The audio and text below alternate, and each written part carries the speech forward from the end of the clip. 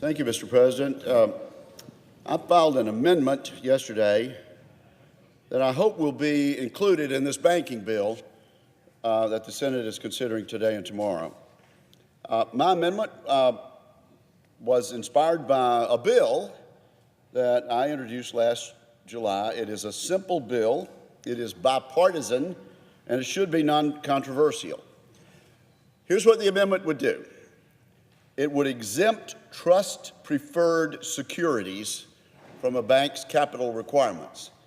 Now you ask, what is a trust-preferred security? Well, it is an investment vehicle that looks a little bit like equity and at the same time looks a little bit like debt. How did these come about? Well, actually, the FDIC asked many banks to invest in such securities in previous decades.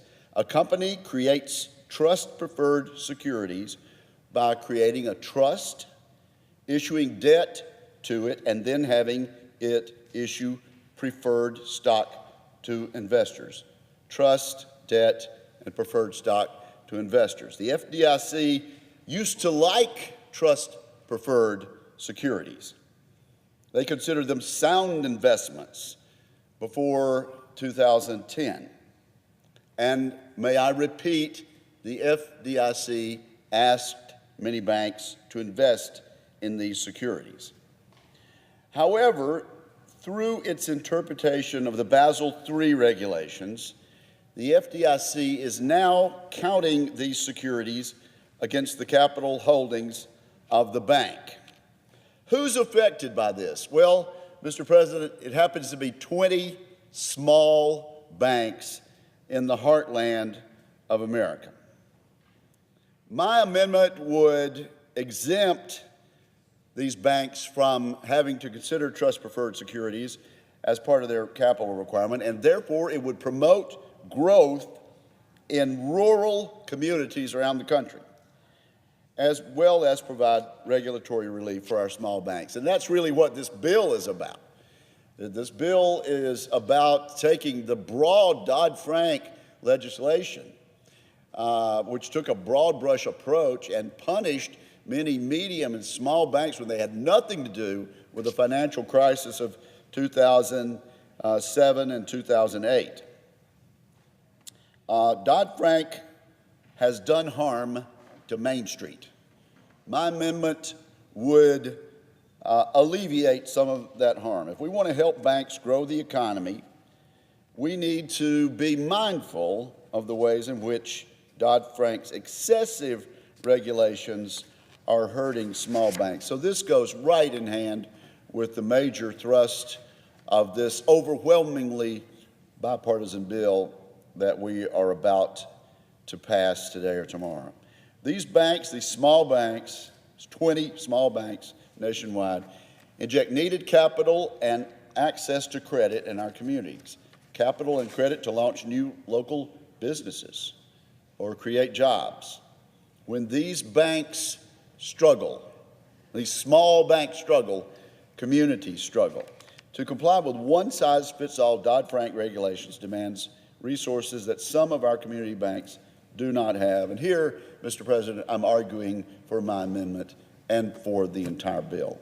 Unlike big banks, these small banks in rural communities might be forced to close because of the demands that are too high, or they might have to pass along extra cost to consumers.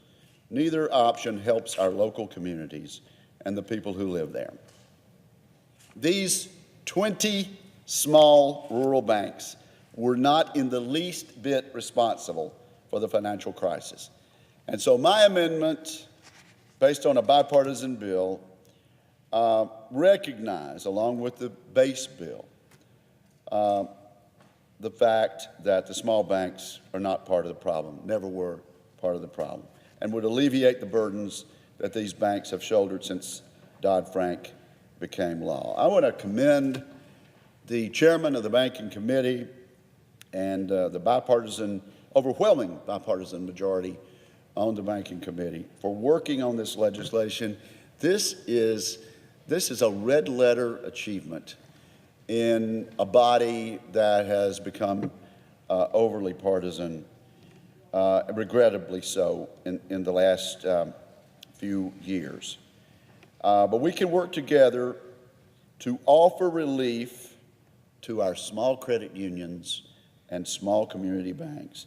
In doing so, we need to take the added step of relieving these 20 small town banks from an onerous requirement. And so I would urge the chairman and the ranking member and members of the Democratic and Republican leadership, I would urge them to consider making this part of an overall manager's amendment, or accepting this amendment and moving forward, because it has everything to do with following the entire thrust of this entire bill. So thank you, Mr. President. I appreciate the time, and I do note the absence of a quorum. The clerk will call the roll.